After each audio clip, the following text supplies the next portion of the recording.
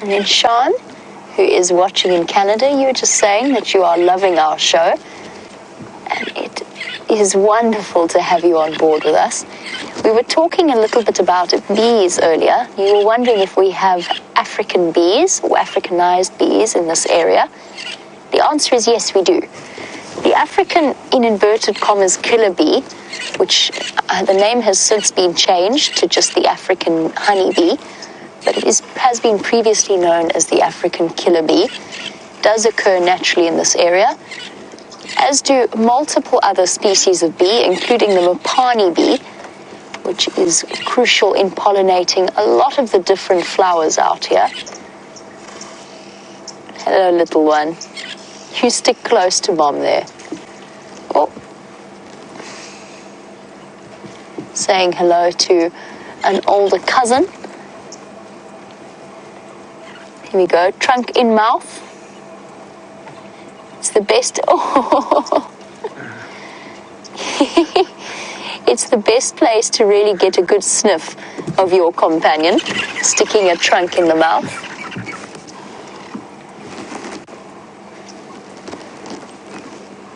Hello, young boy. Look at that, dust flying, green grass.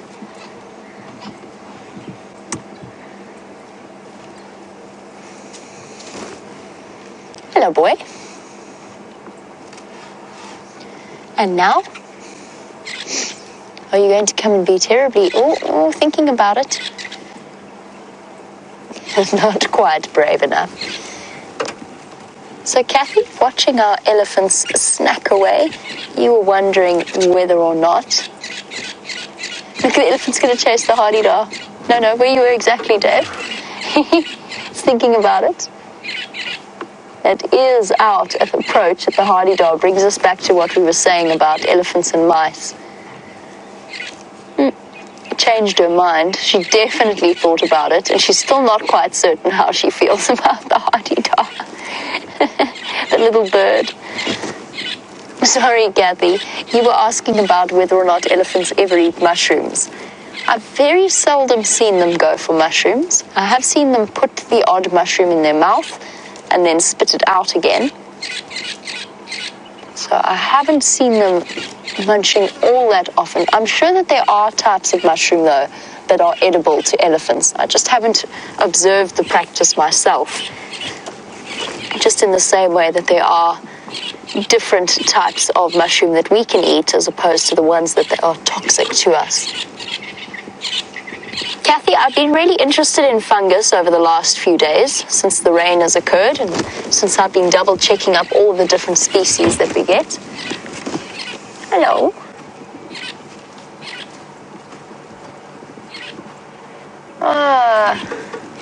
Dave, let's have a look at this elephant ball at the back here.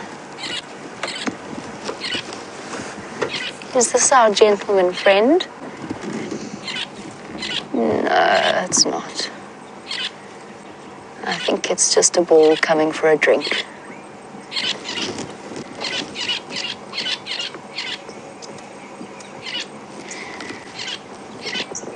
As wonderful as the sighting is, I think it is time for us to take our leave. We want to get to the lions before they start to get up and move about.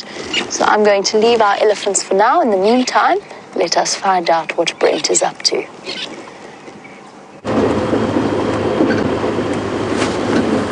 So we're nearly back where we last saw that unrelaxed male leopard. Well, Liam and I have been calling him the ghost, which for now, or Sporkle, the ghost. I quite like that. What do you think, Liam? I like it. You like it? Liam likes the ghost as well. So we're going to get up junction with the north and eastern boundaries. I'm going to put the car into low range. I'm going to go really, really slowly. I'm not going to be quiet. I want him to get used to the sound of people's voices. And we've already had one win today, the fact that he didn't disappear off at high speed. He walked off. So I'm hoping that if we stay a little bit further away this time, and we know where the carcass is, he might continue to feed. Even if it is a little bit sneakily and hiding a little bit, it'll still be worthwhile just spending some time with him, teaching him that we're not out to get him, we're not a threat.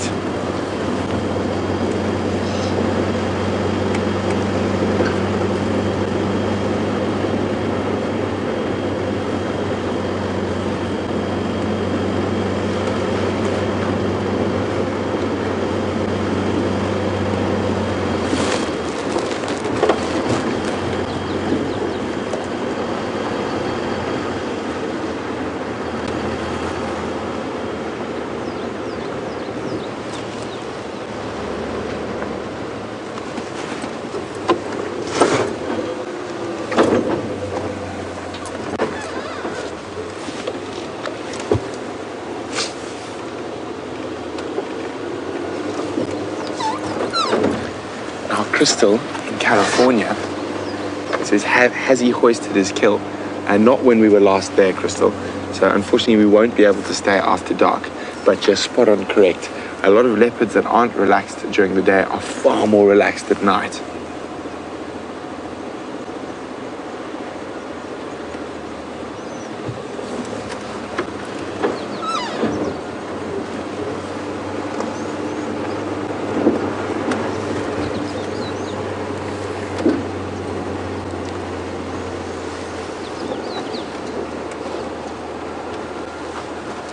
So it's just beyond there, around the corner. So it's a fine line we're riding now between surprising him completely by going in so quietly or coming in too brash. So we want to just sort of find that middle ground between.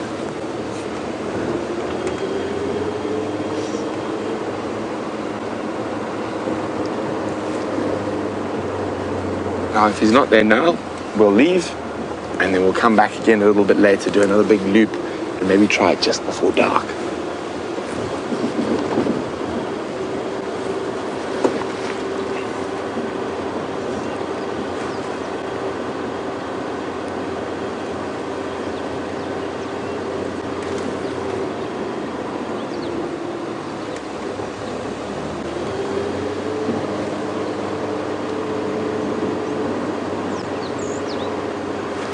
Nearly there.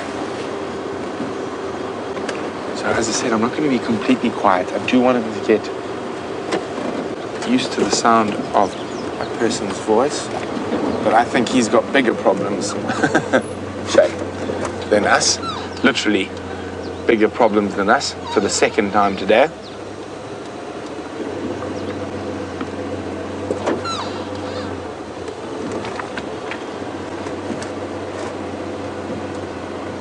Could be another reason why he's so unrelaxed. He's had multiple elephant herds through where he's feeding.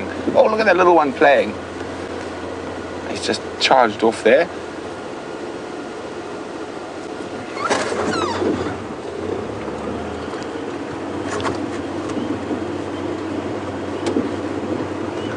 Now, he probably just lay flat where that carcass is. Elephants might have smelt it, but just decided to move on past. Still with the planting garden?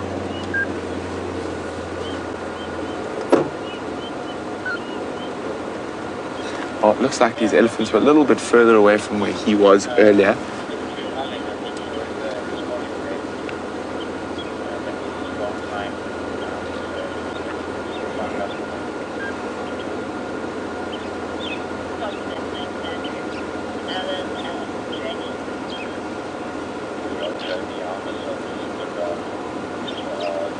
Ellie's actually moving off into Torchwood, not hanging about. There they go. Well, we'll come back and have a look at them if we have no luck a little bit further on.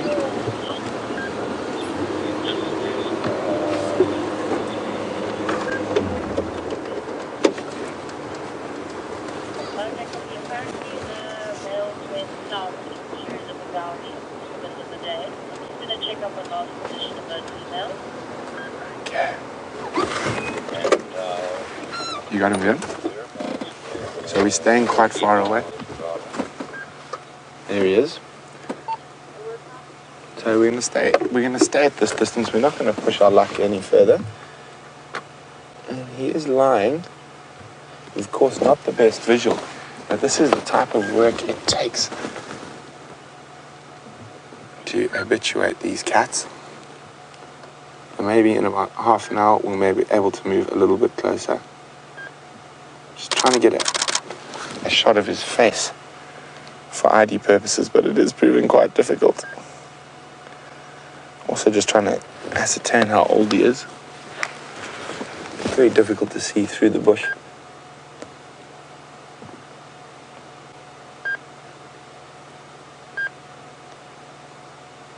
Maybe he's a bit older. I'm not sure. It's so difficult to see. We really haven't had the best visuals of him.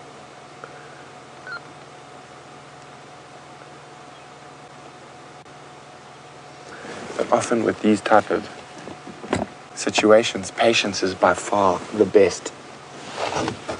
So, as nice as it would be to be 10 meters closer, I think where we are now is definitely at his comfort zone. So he's happy with us. He's not trying to run away. He's not showing any obvious body language, signs of body language that he's uncomfortable. So we're going to call it, how much do you think that is? 50 meters? Have him? Give or take. About 50 meters, and that's what he's comfortable with at the moment. So we're going to just sit here at about 50 meters for a while. And sometimes they can calm down quite quickly. Other times it does take a little bit. And, you can even see his beautiful little white tip to the tail there.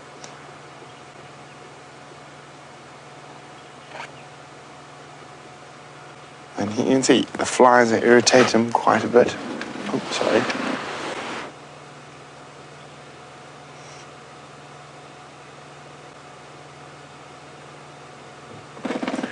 It's also very, very important with animals like this not to push them too early. If you do, he'll never be relaxed.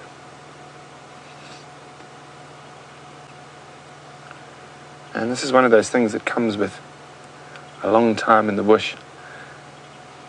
Getting to know where you can stop, where you can't, how far you can push this time, and next time maybe we can go 10 meters closer. Even maybe in half an hour we can go 10 meters closer. And it's all about reading the situation, and these situations can be completely different from day to day. Now, have a look at that. He's not lying directly facing us anymore, so that's also a good sign. We're definitely sort of far enough away that he is comfortable now. Whereas this morning, this earlier on the sunset drive, we're probably 10 meters closer than we were now, and he moved off.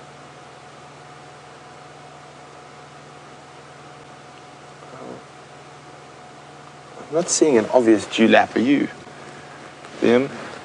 So that wouldn't put him as sort of over 6, but probably under 6, but said it's quite difficult to see through that grass at the moment. No, there when you saw you shake his neck, there's no obvious dewlap there.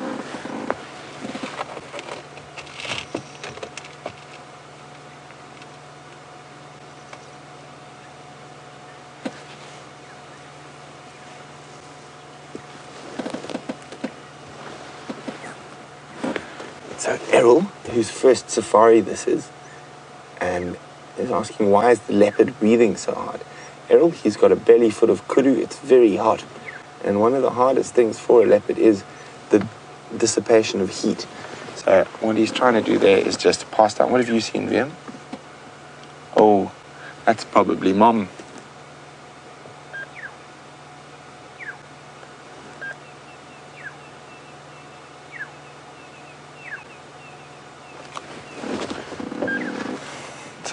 Sorry, Errol. So he's got a kill. He's got lots of meat in his belly, and he breathes hard and pants to get rid of some of that heat. And it's the best way for the big cats. You'll notice lions and leopards do it, even cheetah. Panting like a dog is their form of cooling down.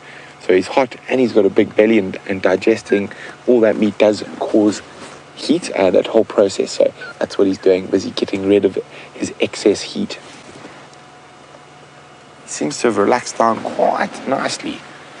And I'm slowly started raising my voice.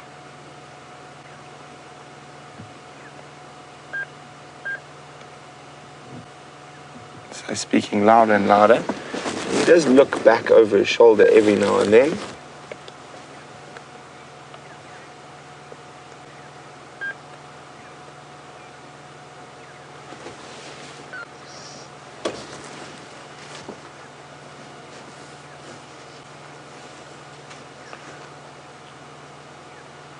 Look at that. He's definitely aware we're here. This is really exciting, guys. And it's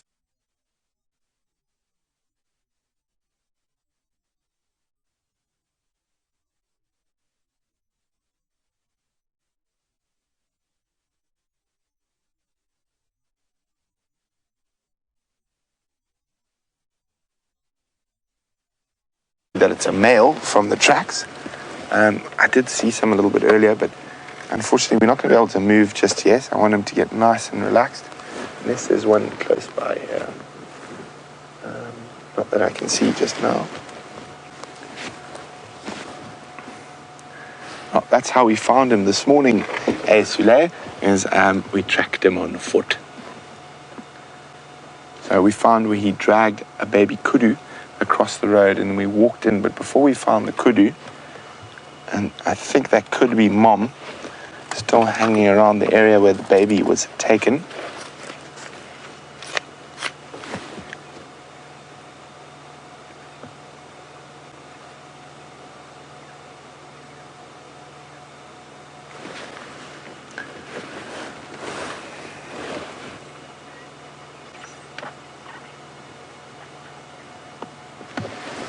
Aaron's wondering, will we give this guy a name if he sticks around? Most definitely. I think Vim and I have already got our vote in for a name. Ghost or Spook, something like that.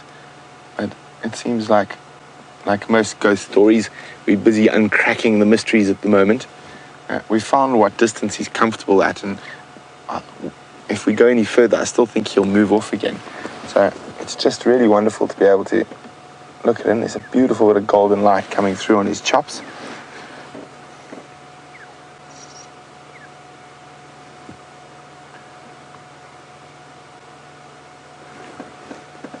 Now, if we come out a bit for him, so the kill is there, under that thicket right there.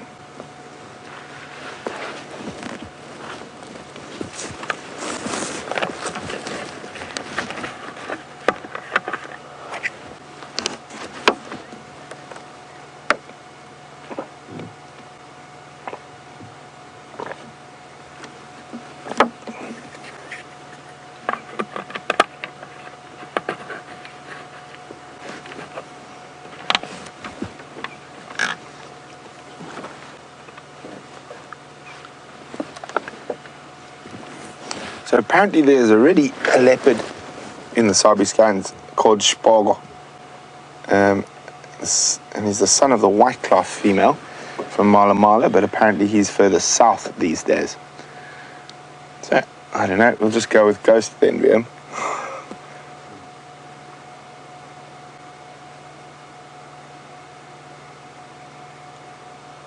It's unlikely he's going to hang around if he is around 4 or 5 years old.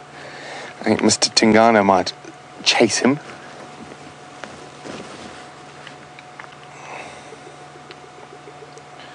But fortunately for him, Mr. Tingana is near the boundary.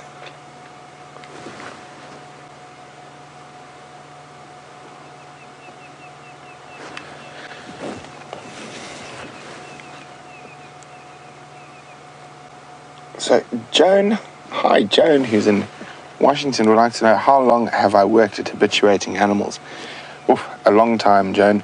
So I was lucky enough when I was younger, I was present during the habituation of lions and leopards, or leopards in particular, in Zululand at a place called Pinda. And then in northern Botswana, we went and took over a hunting area and started photographic safaris there. So a lot of the cats were quite skittish. I think the biggest challenge then after that I faced has possibly been in Zambia and in Tanzania in areas where they hadn't even seen vehicles, let alone people, for years and years and years. So he's obviously had some contact with people. In some of the areas I've worked, this is even way too close to a leopard. You can see he's actually quite far away, and they run at even the slightest noise. But at night, it's generally easier. But I said, probably the best way I've found is if you find a drag mark and you find a kill. I'd often come just leave an empty vehicle with an old BBC news radio playing. So there's just constant talking, and at night the animal would come relax. We'd probably leave it about this distance, actually. And slowly but surely you habituate them like that. The best is always to find a female with cubs, and you habituate the cubs, and then they habituate their mom. Cubs are much easier. Older leopards, once they get older, they are quite already nervous animals. They rely on camouflage. So anything they're slightly unsure of, like us, when it's an adult, it's better in their mind for them to just get out of dodge, so to speak. But I'm sure this guy must have had some, maybe not a lot. And some leopards are just more relaxed than others. You can have a leopard that was born to a Sabi Sands female and viewed from when it was 2 months old and reaches adulthood and just decides it doesn't like cars and runs away from them. You can see his general body language now is a lot more relaxed than we first arrived. And even though I am talking quite a bit louder than I was, he doesn't seem too perturbed, more irritated by the flies than anything else.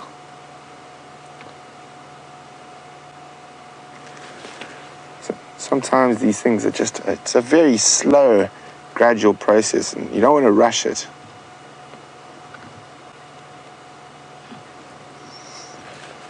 So Kat in Tampa is wondering how far away is Tingana from the ghost. Well, Tingana is right at the access gate, or the last tracks of him. So as the crow flies, what do you think, Vim? 3 k's, 3.5 kilometers? Right. Somewhere around there.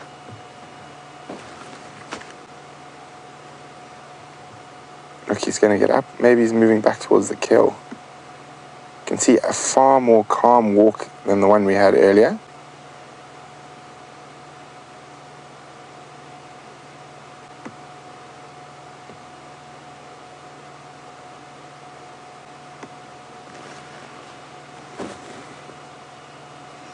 Now, this is probably one of the most important points now. He's just popping his head over to see if we're doing anything, and that's what I'm talking about. To not start the car, to not move now. Even if he lies down where we can't see him, which he's going to, just... So really, there we go, his tail's still there. He's laid down in that thicket there. I can just see his tail flicking. You see that, Vim? Mm-hmm. And this is very important that we don't move the car now. Don't start the car. Don't go any closer. Don't put any more pressure. So I'm hoping he will move back to where that carcass is. He's probably just moved like any other leopard would move to get away from the flies. And I don't think, judging from that behavior, the way he walked, it was anything to do with us. So we're going to sit here, and this is really important now that we don't start the car and don't move. Just not give him any negative connotations with movement. So if you start moving every time a nervous leopard moves, he immediately associates that with something troublesome. But he's still there. I can just see his tail flick every now and then. So we're going to sit here for a bit longer. But isn't this a wonderful sunset safari where we can go from one big cat to another?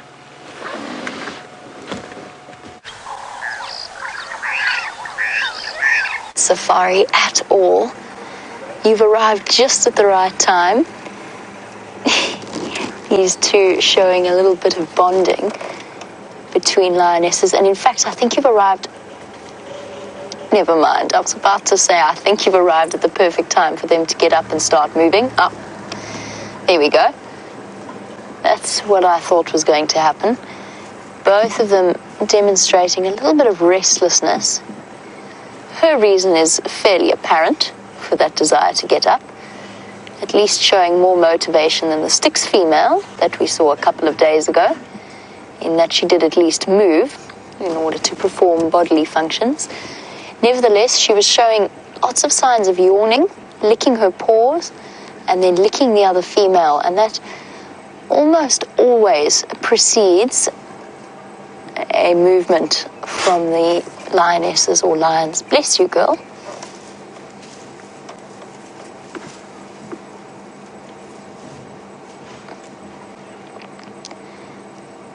And I think here we go.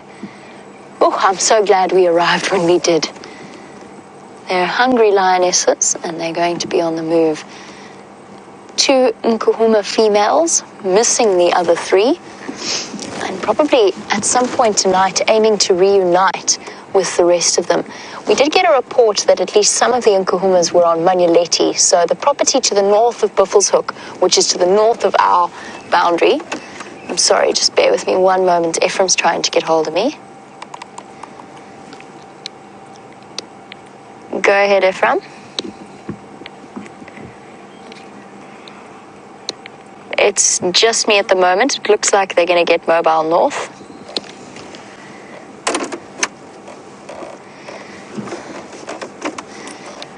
That's affirmative, but I'll keep you updated if this Mufuzzy lies down again.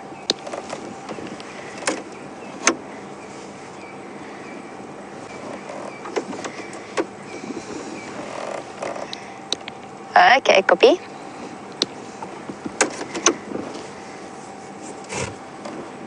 All right, I'm going to take a gamble here and say before this lioness, and you can see how she's washing her paws, how she's yawning. I'm going to take a gamble and say that she's about to get up as well, and that I'm going to aim to get ahead of her by looping around on this game path that we followed all this morning to try and get around to the other side. I just have to do some dodging of some trees. I'm fairly certain she's going to move. Oh, sorry, Dave. Have a silver cluster leaf.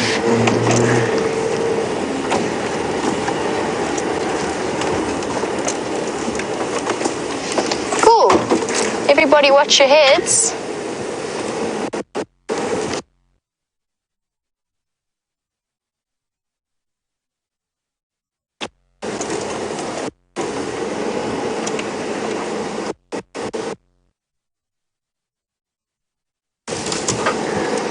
I'm just going to duck for now.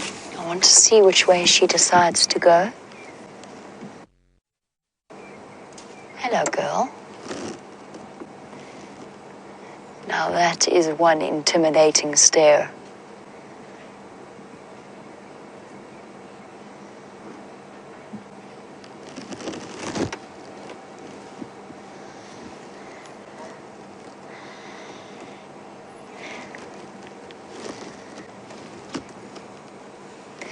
Deborah, our armchair traveler, it's an absolute pleasure. Deborah's just saying that she's had a wonderful sunset safari and would like to thank everyone at Wild Earth. Speaking for everyone at Wild Earth, it is always a pleasure to have you on board and enjoy these really wonderful experiences.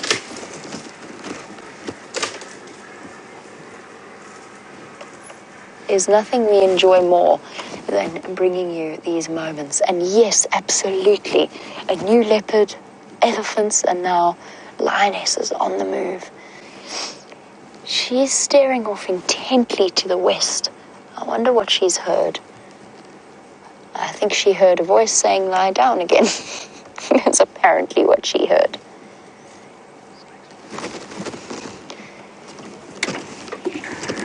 Here comes the second lioness to join her. I can't reposition right now just because I don't want to startle her. Okay, she's all right. They're still yawning, still showing signs of restlessness, so they are going to keep moving. I don't think this is a very long stop.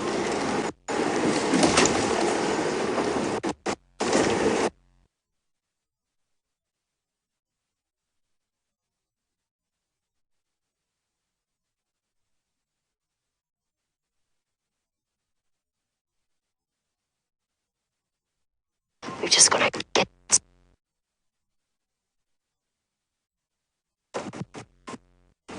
There we go. Now, there is a chance we could lose them in this block.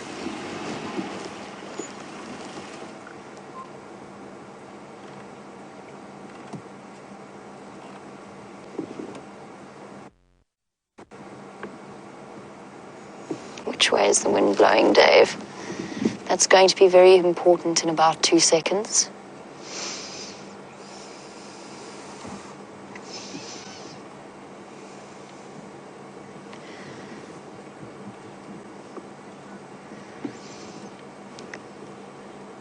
All right. Once they move out of our view, it's going to be very tricky to follow them. We are going to, however. It's just going to involve a bit of looping around. And while we do that, let's head back over to Brent.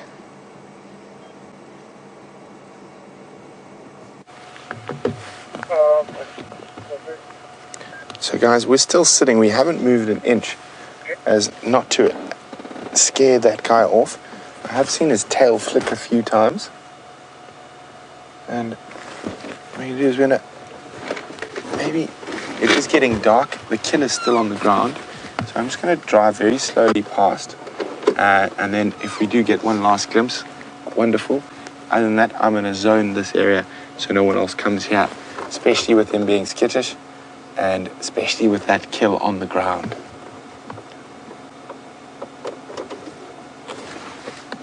If so. There you go. Very important. Let the car run. Don't move straight away. Now, he definitely heard that. He's definitely probably watching us. So we want to keep all our movements very fluid, very slow.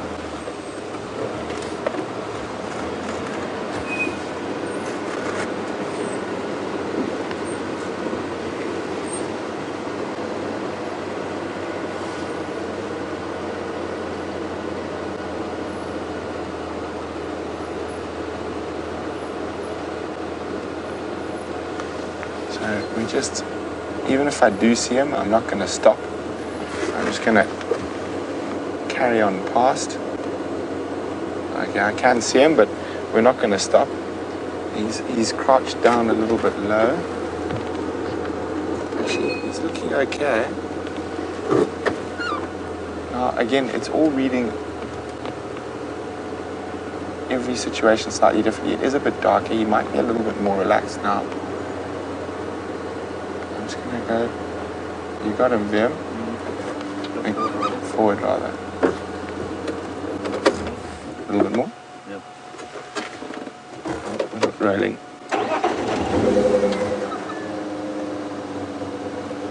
Then maybe we can get a screenshot of his face now. We're a little bit closer. It could be the darkness. It could be the fact that we've just sat there quietly. We haven't put pressure. We haven't tried to off-road up to him.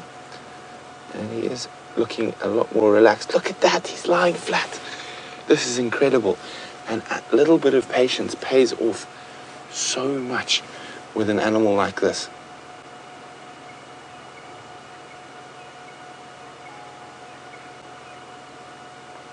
And Vicky says, this is amazing being able to watch the habituation of a new leopard. Thank you very much for including us. Well, Vicky, it's my pleasure. And it's nice to actually see animals that aren't relaxed, because a lot of people often assume that you just drive around and the leopards sort of lie next to the road and they're very easy to find. But there has been a lot of work beforehand to get them to that stage.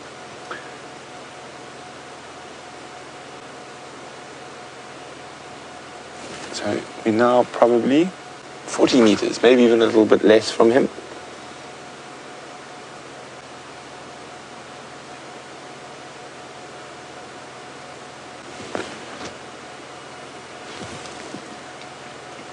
Now, the fact that he's lying down with his head on the ground and he's not constantly staring at us is a huge, huge positive. But we're still going to sit here for a little bit longer while we can before it gets dark. But Jamie's got some lions on their way straight towards her.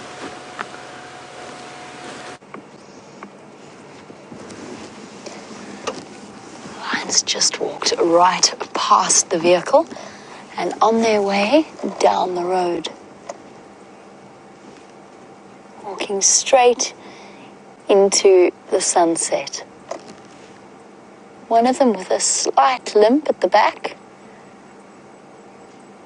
Can't quite work out exactly where she's limping from. Oh, so Franklin's just got her serious right.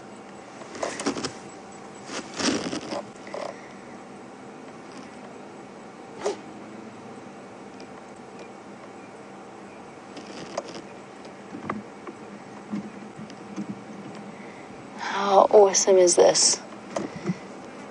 Too beautiful for words. Now, once they get a little bit further ahead, we'll be able to loop around them and just go across to the front. I just want to give somebody else a chance to view this incredible sight of their tails swinging in harmony. Beautiful. All right, let's go back over to Brent.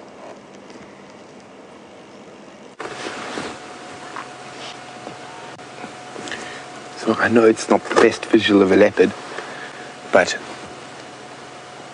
it is for me, it's an absolutely fantastic visual. The fact that he's laid down flat, he's not nearly as perturbed with our presence as he was a bit earlier.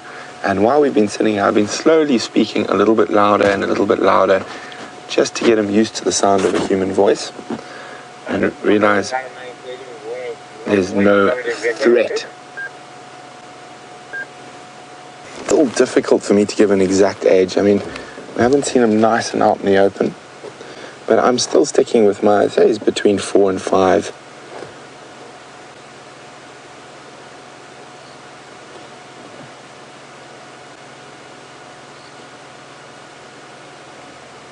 You can see him battling with those flies there.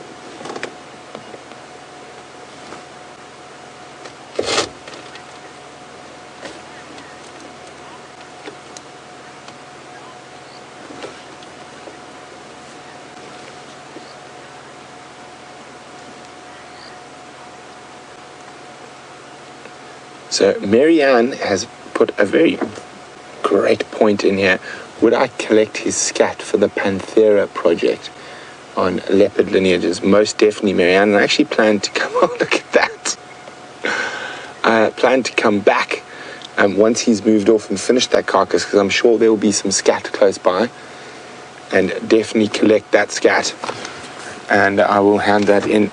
Just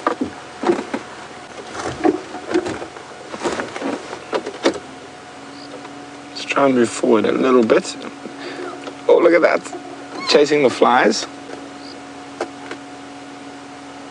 But while we stay with this leopard, Jamie's lions are on the stalk. Okay, so things have changed completely. The lioness is going into stalk mode. Look at what they've spotted. An impala herd completely unaware of their presence. Distracted by the rutting, they're chasing each other around. But they haven't realized that the lions are here. In fact, they're running towards the lions.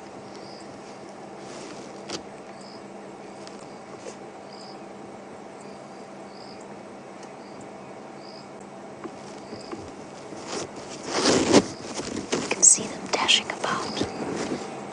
They're distracted. This coordination.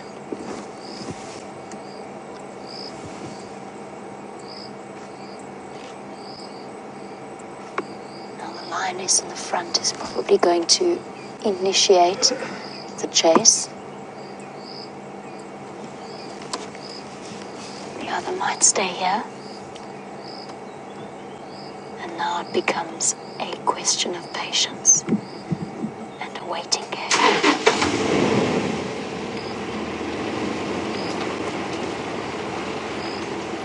We're going to stay exactly where we are. We've got a perfect view. And only when they set off will we move.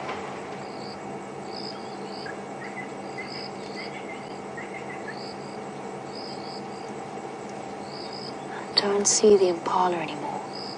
I'm not sure where they've moved to. But for now it seems that the lioness are content to wait a little bit for their chance.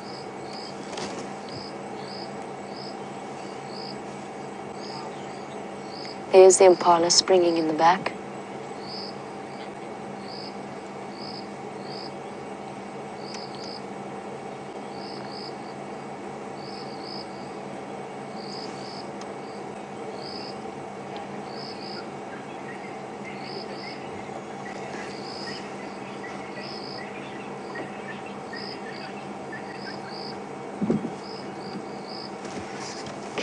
For now, the action has died down. Let's go back for our last few moments with that wonderful leopard, and we'll be back with these lions if anything changes. So we're going to have one last look at this guy just before dark. And he's lying down so flat we can barely see him. You can just see those rosettes. There he is. So one last look. We'll definitely come check in this area first thing tomorrow morning, but hopefully he hasn't lost his carcass or he's decided to put it in a tree. So we're going to leave him be and see what other wonders are out there. While we do that, let's go back to Jamie and the lions.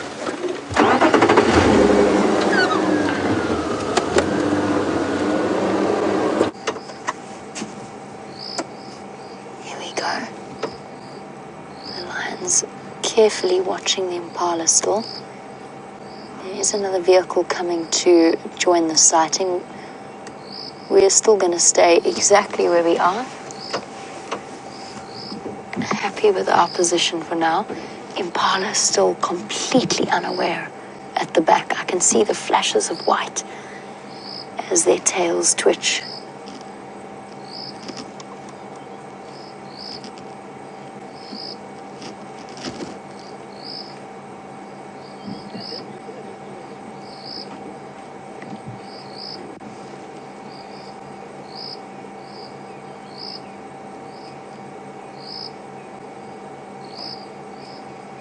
This is where lions and leopards demonstrate one of their strongest qualities, which is patience.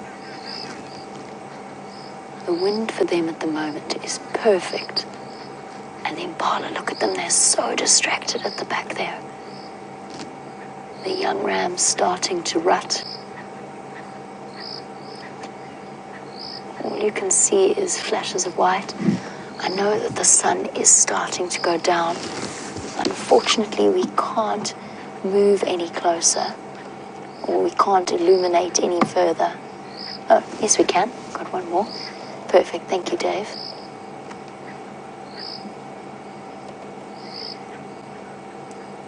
Now, most of our regular viewers will know this, but for new viewers, when we have a hunt like this, as it starts to get dark, we do not shine on the lions, and that's for a couple of reasons. One, it could illuminate them so that the prey spots them. Two, it could be distracting for both.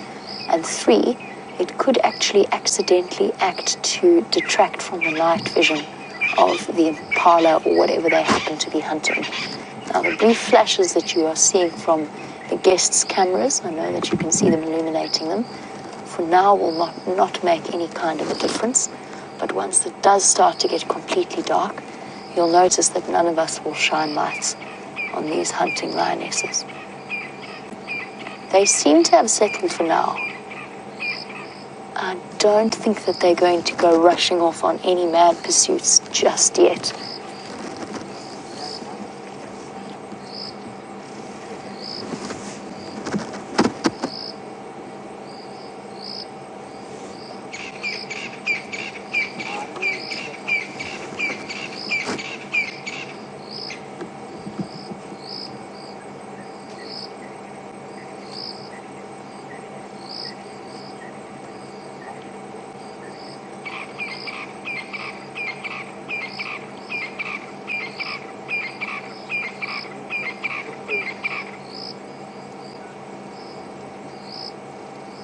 I'm amazed that these lionesses have been or have got active as soon as they have.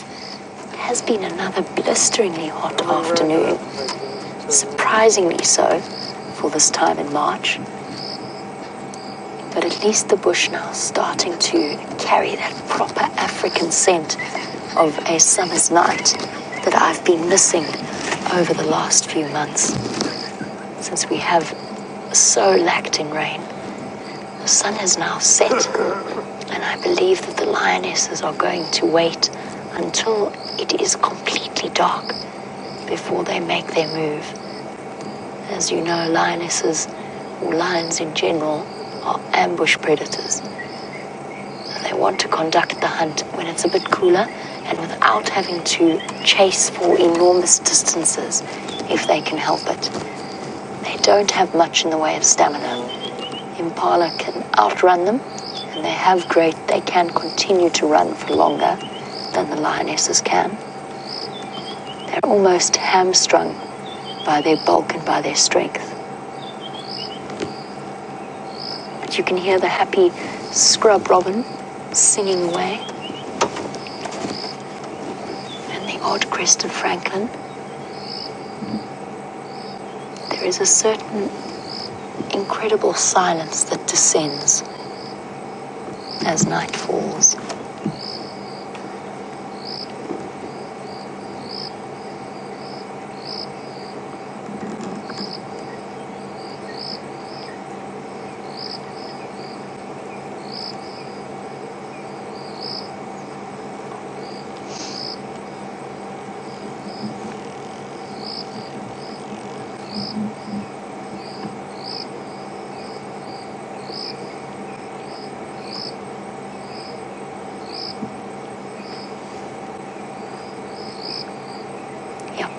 That's going to be their game. They are going to wait until it is completely dark.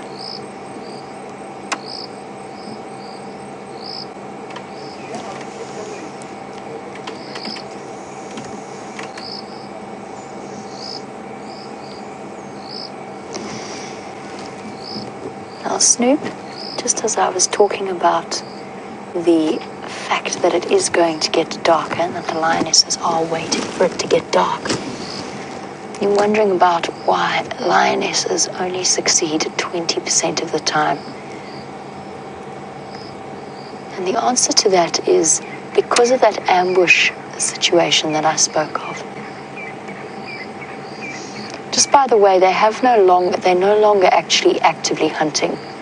So the presence of the vehicles is not doing any damage to their hunting capacity. They are going to wait it out until it's a little bit darker. But Snoop, that's one of the reasons why, is that they are more built for short-based sprints. Pretty much every animal, every prey species here is capable of outrunning a lion and has greater stamina. But lions will give up. As soon as they realize that they've been spotted too soon for the chase to be successful, they will actively give up on the chase rather than waste the energy and risk the overheating that they could be exposed to.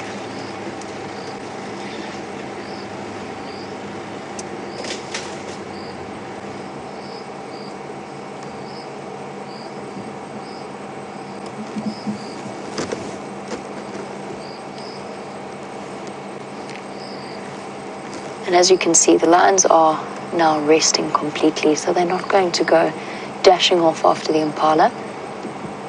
As soon as they do show any signs of stalking, then those lights will go off.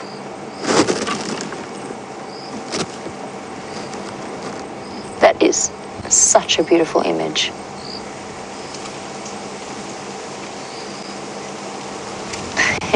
And speaking about the Nkahuma lionesses, oh, there's the wind. They need that wind. Isn't this image incredible, though? Look at them looking up at the moths above their head. James has said, hopefully the Nkahuma that runs like a cheetah is here. That's a wonderful comparison. That was with James a couple of mornings ago when the Nkahumas were hunting wildebeest. And we just hear James shouting, "She's running like a cheetah, look at her, she's running like a cheetah." It was such an incredible, exciting, and he was so excited, and I could see exactly what he meant. She was stretching out the sort of full length of her body. Oh, yawning again. Might be time to be up and about.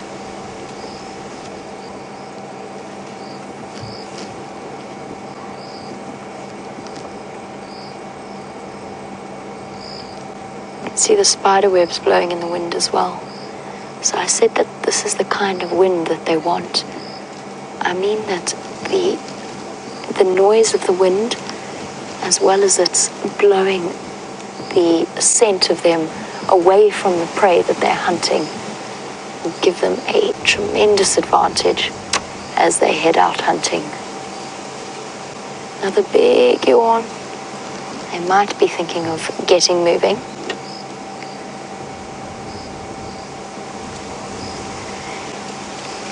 And Godfrey was wondering, on the subject of the sense of smell and the wind that is blowing, he was wondering if they can smell the impala. Godfrey was wondering if the lions could smell the impala. Yes, they might have been able to initially. I don't think they can anymore, though. The wind has very much changed direction. But I think, quite honestly, Godfrey, that they saw them before anything else.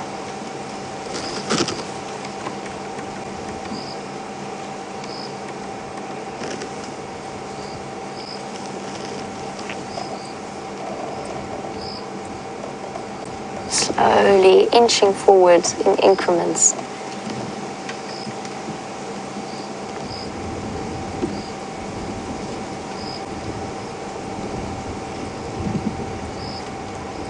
Errol, it's an absolute pleasure. Errol is one of our new viewers and is just saying how much he's enjoying this website and that he cannot believe that he's only just found it. Brent, I'm glad that you've jumped on board. I'm sure our regular viewers would be more than happy to, or maybe they wouldn't know where to begin, updating you on all that has transpired over the last few years. It's certainly taken me a few months to catch up with the history that has been recorded here. Another big yawn. She's going to get up next.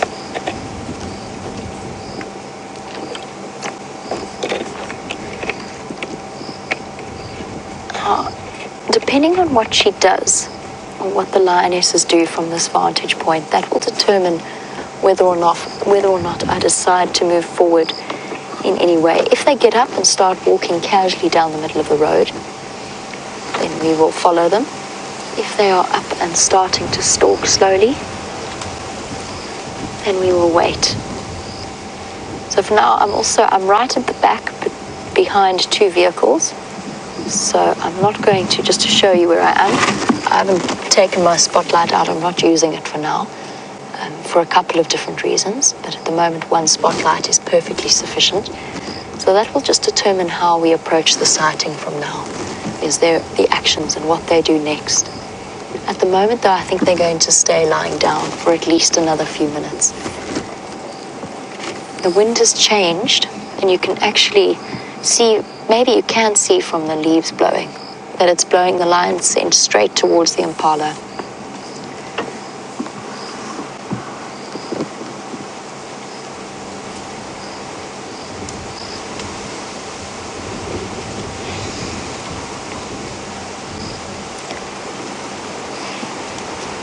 Sheehan, that's not a silly comment at all. Sheehan has said that she finds it amazing how similar their behavior is to house cats.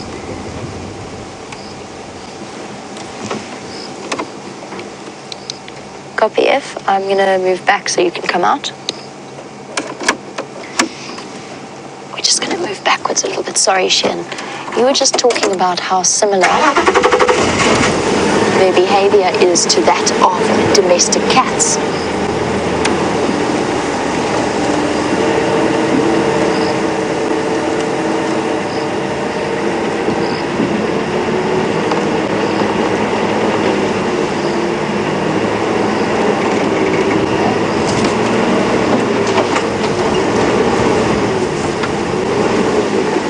Making space for one of the vehicles to pull out.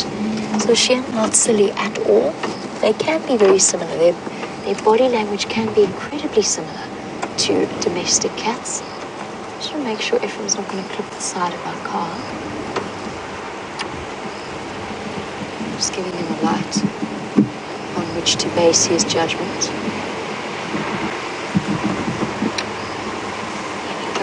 Thanks very much. No problem. Enjoy. See you in the morning. Cheers, guys. Enjoy. Bye-bye. But yes, they can be incredibly like domestic cats. Okay, we can go forward again. In the way that they move, the way that they clean themselves, the way that they yawn, all of those can be so similar to the body language that we associate from our domestic animals.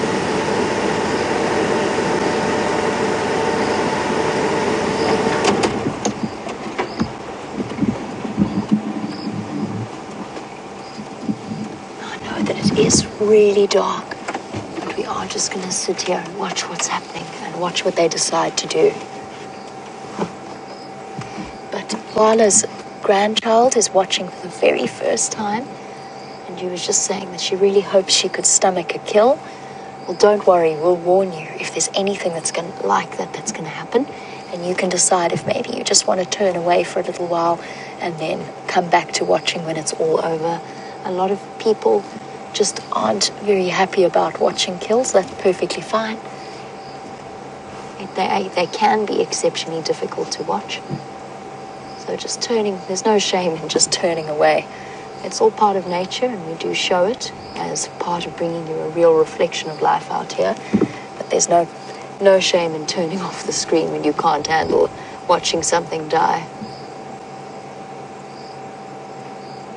Lala, apparently your granddaughter's name is Sarah. Well, welcome, Sarah. I hope you are really enjoying yourself. And I'm speaking nice and softly so that I don't disturb these lions when they decide what they're going to do, if they're going to go out and hunt.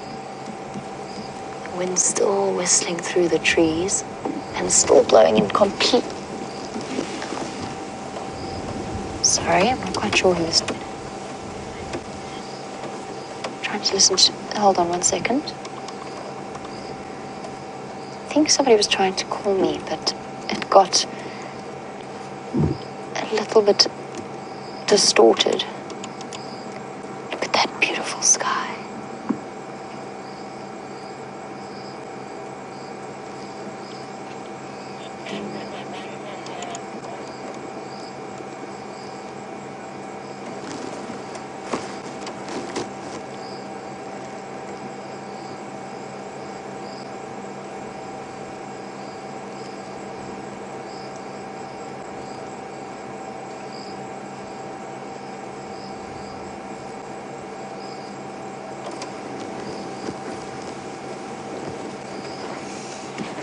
If they show any sign of moving, I have to wait this out.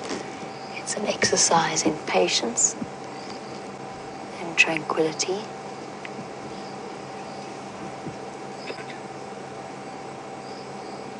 I can't hear anything from the impala. I'm not even sure if they're still where we last saw them or if they've moved off a little bit. The other possibility, of course, is that Tinkana could have come walking down the road. His tracks were just a little bit to the north of where we've seen them. I don't think so, though. I think he's going to continue west towards Simbambili. I could be completely wrong, though. But he was also... Okay, she's up. Let's just see what she does. I can barely see in this darkness. Here we go.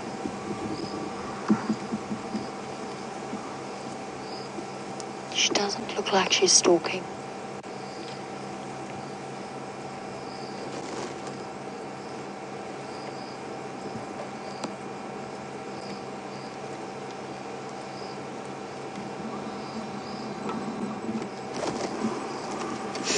Squinting. Perhaps I should eat more carrots or whatever it is that gives you the power to see at night. Very much struggling. She looks like, okay, she is lying down in the middle of the road.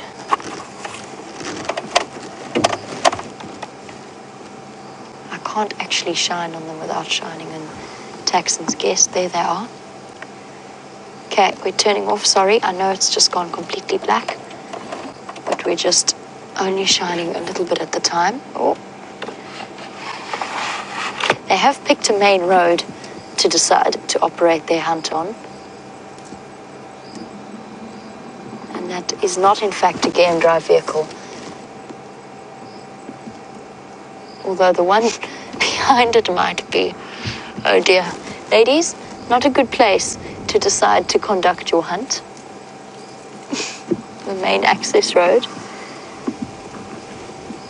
We're going to pull off the road completely. We're actually going to back up completely. I'll ask Taxon to keep us updated on the sighting. Let's just get out of everybody's way. This is going to be interesting though. We have a standoff here between a non-game drive car on their way home in from the gate, which is not but 500 meters away, and some lioness. Hello. All right, we're going to shift away. We're going to give everybody some space to get through. While we do, let's head over to Brent.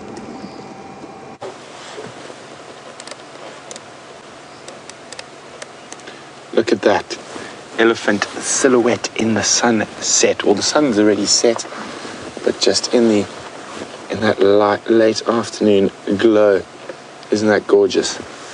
And seeing how they melt away. There's this beautiful big herd all over quarantine, and VM and I are just sitting here in the dark, enjoying some time with them, the sounds.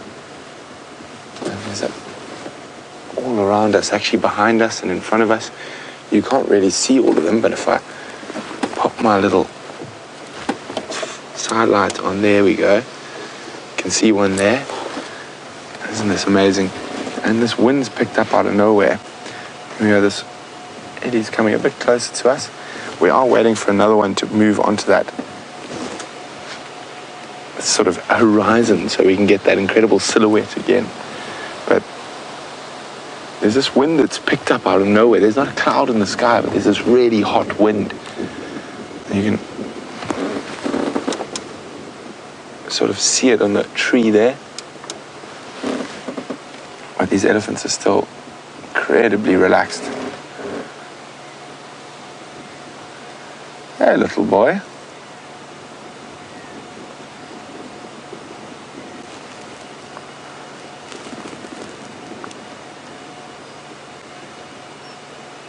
What a fantastic evening so far. Lions, leopards, elephants, and obviously for me, the excitement of a new leopard.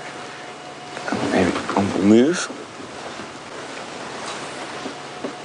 Off he goes. Being a proper little boy. You can just make out another one there. Turn the lights off. The silhouette in the sunset. Now we were hoping that they were going to walk a little bit further through the sunset.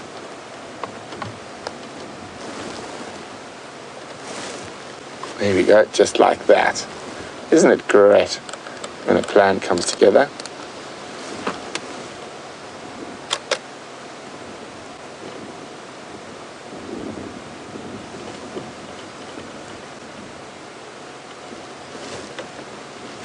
Absolutely majestic. Now moving through towards a bush. Is it going to stop to feed, or is it going to walk into that really big open area that we were planning for? No, I'm going to stop for a feed.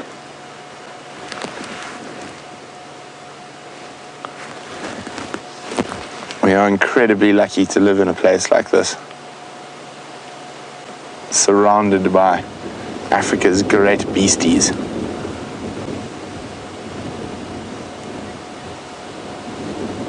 You can see the wind.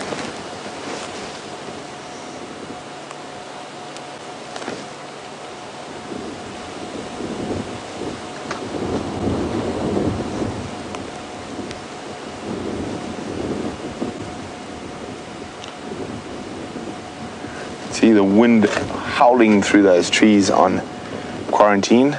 There we go, them. Perfect timing. That's the one we were looking for, moving out through that slightly more open patch. And with everything out in the bush, a little bit of patience really pays off.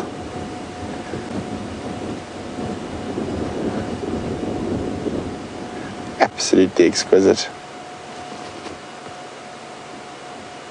Now we might get lucky if we move a little bit further to the north.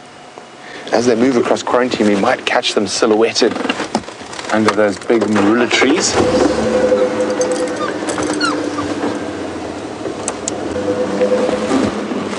Make sure there's no elephants still behind us. No, they've moved off. Last thing we want to do is give them a fright. So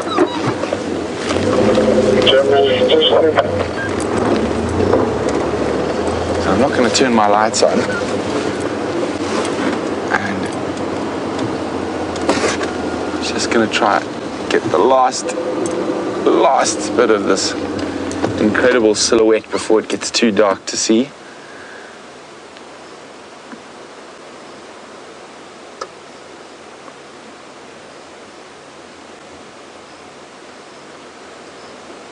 Now again, there's another really awesome sort of open area just past where they are now.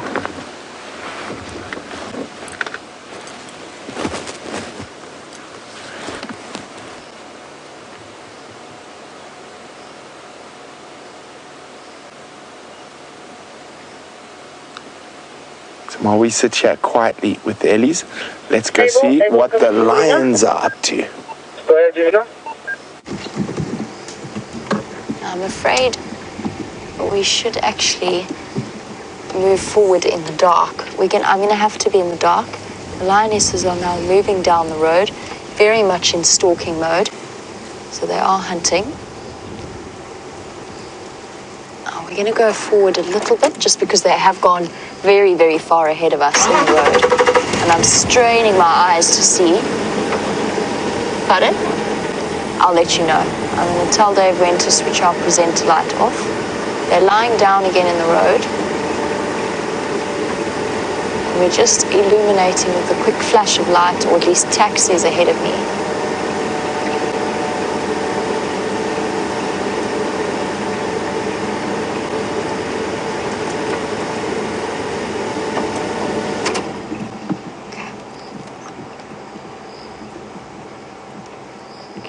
Dave's going to take my presenter light off now. I know you can't see exactly where they are and what they're doing, but they are just a little bit ahead of us. So we're just going to have to sit in the dark and listen. And maybe watch that stunning sky as we do. I'm not sure if you can hear the wind gusting about me.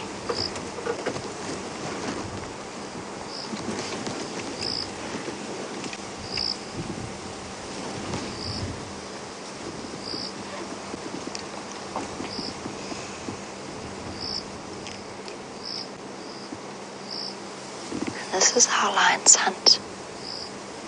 20 meters at a time, and then lie down for 15 minutes. And then maybe another 10, maybe another 20 meters, and then lie down again. Slow and steady and very, very careful is their approach.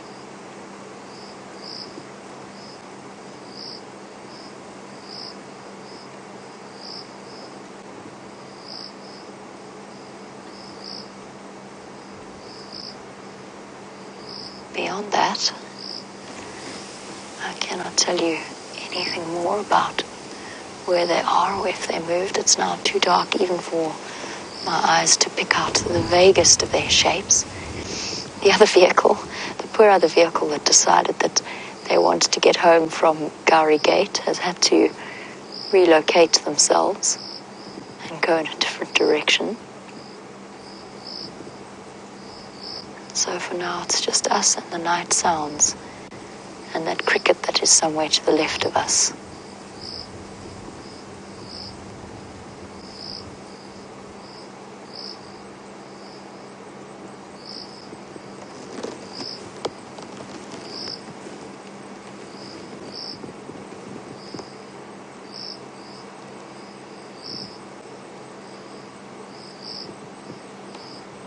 This is where the night starts to play tricks on you.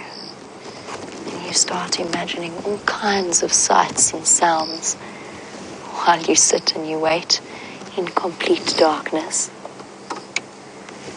It's a very strange sensation. I'm mean, I think what I'm looking at is a lion. It might also be a tree, for all I know.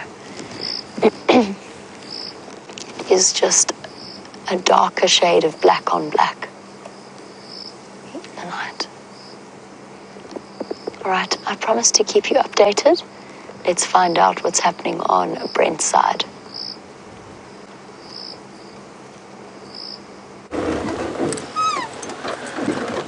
So we're still sitting with these ellies, and I'm just going to show you quickly. They're right next to us. We've just... Oh, it's the guy with the floppy ear. Hello, mister. So we don't... Sometimes ellies don't like lights. Vim and I have just really been sitting in the dark, just listening to them. It is a really special thing. You hear them as they move through. Let me kill this completely.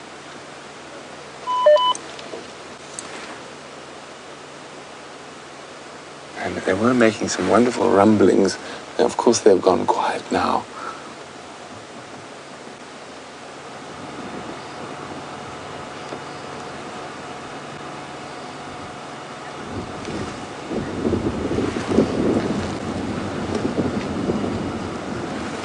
The wind is picking up again. Let's just move a skosh forward.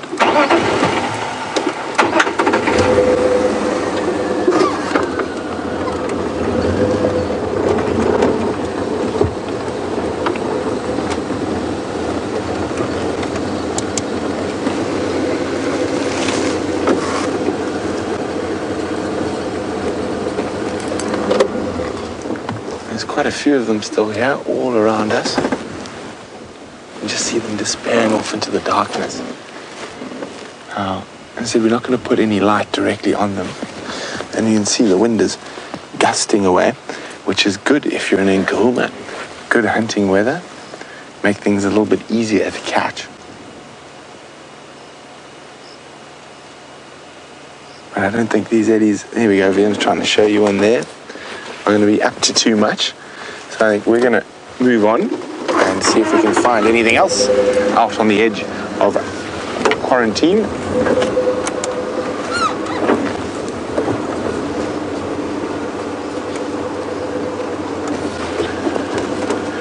There's my big spotlight. There it is.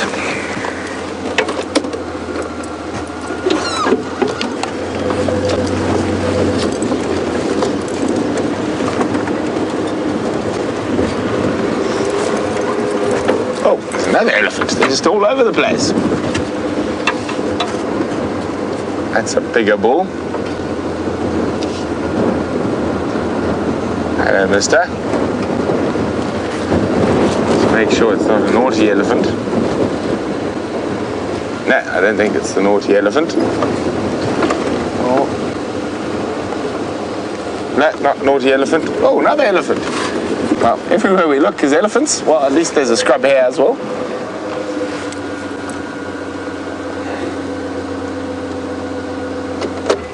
And see, even though he's not facing us, his ears, watch how they pivot and move to catch any potential sound around him. And then you can see his fluffy white tail just popping out.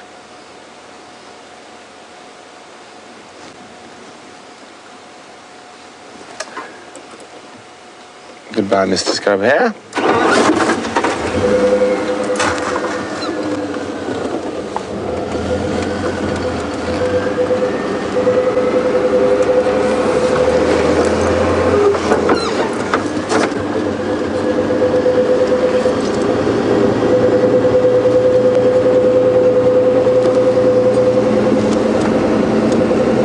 So maybe that African civet's around, or maybe the serval that Jamie and VM found the other night. Anything is possible out here in the African bush.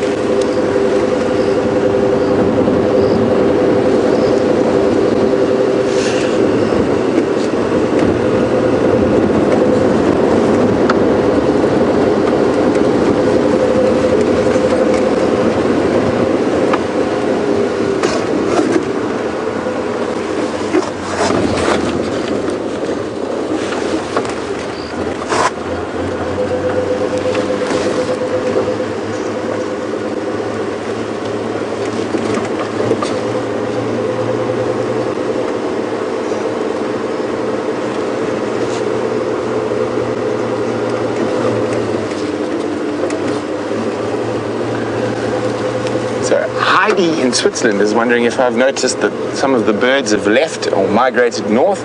Yes, Heidi, I mean, the barn swallows are gone. I haven't seen a European roller in a day or two. So I think quite a few of them are left. There's the odd woodlands kingfisher still around, and the European beavers are still around. But a lot of the others have already departed.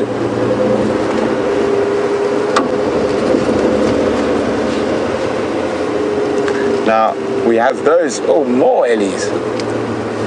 Lots of elephants everywhere today. So those birds that migrate through to Europe, now during the winter months we get some seasonal migrants from the Drakensberg mountains that we look off in the distance. So you'll get some of the birds, as it gets really cold up in the mountains, will migrate down to the Lowveld. Of course, not that far, and they're not long distance migrants, just seasonal migrants. The correct term is altitudinal migrants is what I'm looking for. And so we do get a few species, not too many in the Sabi Sands, generally a bit closer to the mountains and to the middle veldt as they call it. Certain robin species, and that will actually move down from the higher areas where it gets very cold.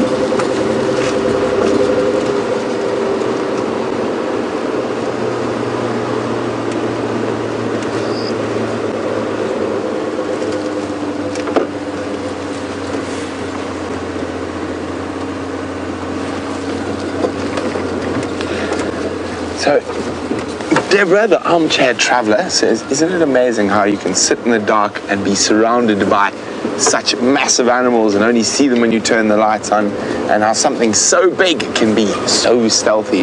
It is incredible. It's one of the things I like about them. And they can be so quiet, or they can be the noisiest animal in the bush with trumpets, screams, roars, rumbles, all sorts of fanfare.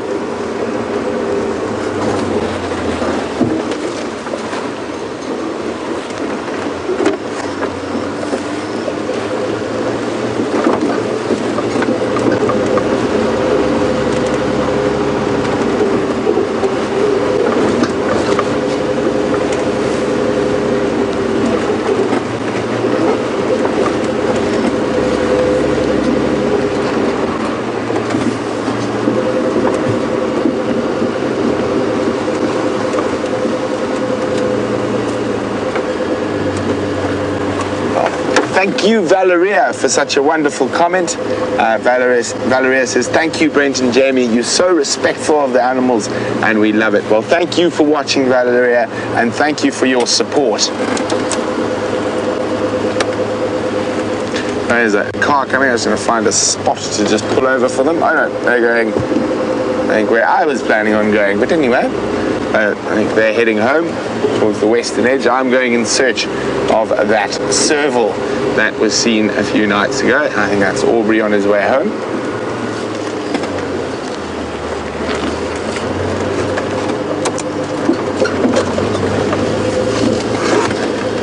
Viam says it was around here, so we've come to have a look. You never know. I've seen serval in this exact spot as well, a little bit further up the road. And hopefully in the dry season we will see a few more of such creatures.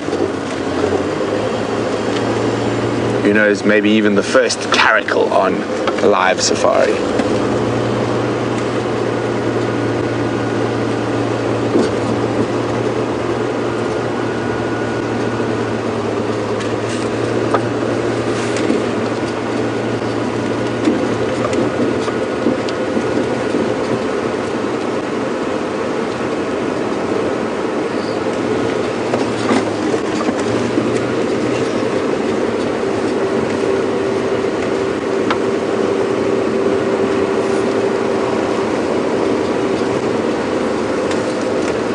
Okay, so now we're heading into the open area where that serval was last seen. Let's slow it up a little bit and have a look.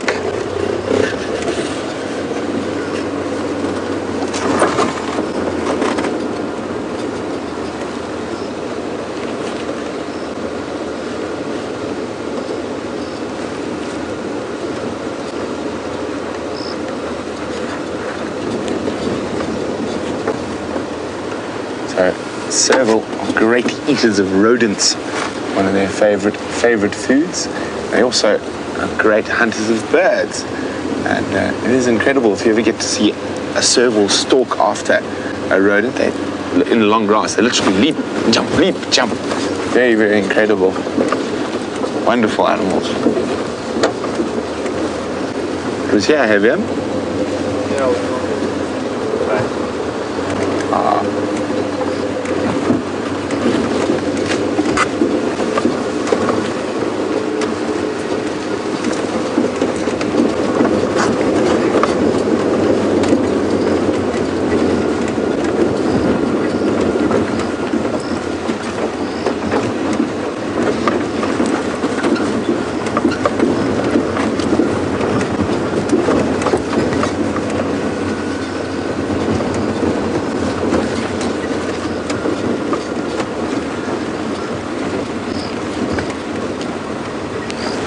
Hi, John Crawford, who's a new viewer. Lovely to have such a bunch of new viewers on board with us over this weekend and into this week. John would like to know, how does one become a safari guide? Well, John, lots of different ways and means, and you can either do an apprenticeship at a safari lodge, and then they might take you on their training course. There are training courses that you can pay for, and then you do placements or work experience, and then depending, sometimes the work experience will take you on afterwards, other times not. It depends. There's lots of different types of safari guiding. I mean, from what we do through to driving a large vehicle through Kruger with lots of people on the back. So it all depends on where and what you want to do. And I suggest if you have a look online, you'll have a look. There's lots of different game rangers courses or safari guide courses available, and some are better than others, and on all of them you will learn.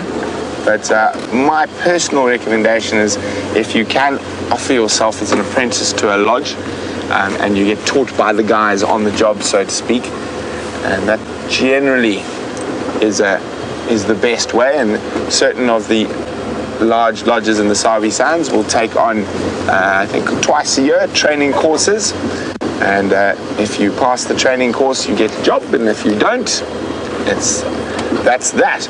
And you can start with very little sort of wildlife knowledge, and they will teach you that as they go along. But one must remember, the most important thing about a safari guide is that you are an entertainer. You're a host to people from all around the world, and of course it's really important to know all the little facts and stuff about the bushes and the trees and the insects and the lions and the leopards, but the trick is delivering them in an entertaining way. And that's why often a lot of scientists don't make good safari guides. As my dad says, it's far more of an art than a science. Because I've been on some trips with some incredibly knowledgeable guys, but they were incredibly bad at reading the crowd, so to speak. And one of the guys was quite funny. And then also you get your very sort of, I'm not going to, but I went on a safari once when I was assessing for the owner of the lodge, and the guide took me up to a tree like this. Actually, it was actually an elephant, so it wasn't a tree. Let's see if we can find an elephant. And the elephant was doing some really interesting behavior. It was digging out quite a big tuber in the very dry northwestern part of the country. But that guy had a list of facts, and he was going to tell me them, whether I wanted to know them or not, and not if I wanted to know what tuber he was digging. So he goes, there be an elephant. He weighs 6 tons. Da-da-da, da-da-da, da-da-da. So there's lots of different things and lots of different types of safari guides.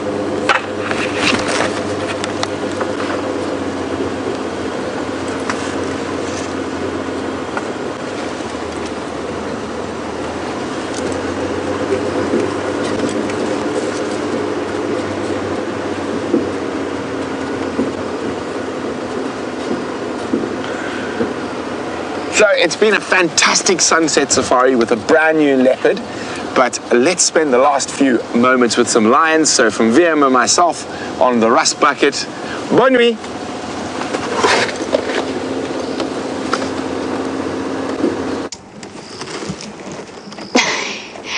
headlight is very bright. So I just wanted to give you a quick heads up as to what's happening. The lionesses are still lying down in the middle of the road. They are still interested in the impala, but it's going to be a very long, very slow process. So we're not going to keep trying to sort of stay with them as it happens. It's not like a quick ambush hunt or chasing a buffalo herd. It's very, very different trying to stalk the ever constantly alert impala. So we are going to end the show on time. I'm going to leave the lionesses to their hunt. We have just every now and again had a flash of a light from another vehicle, so they are still there. They're just very slowly making their approach, and it could last a long, very long time.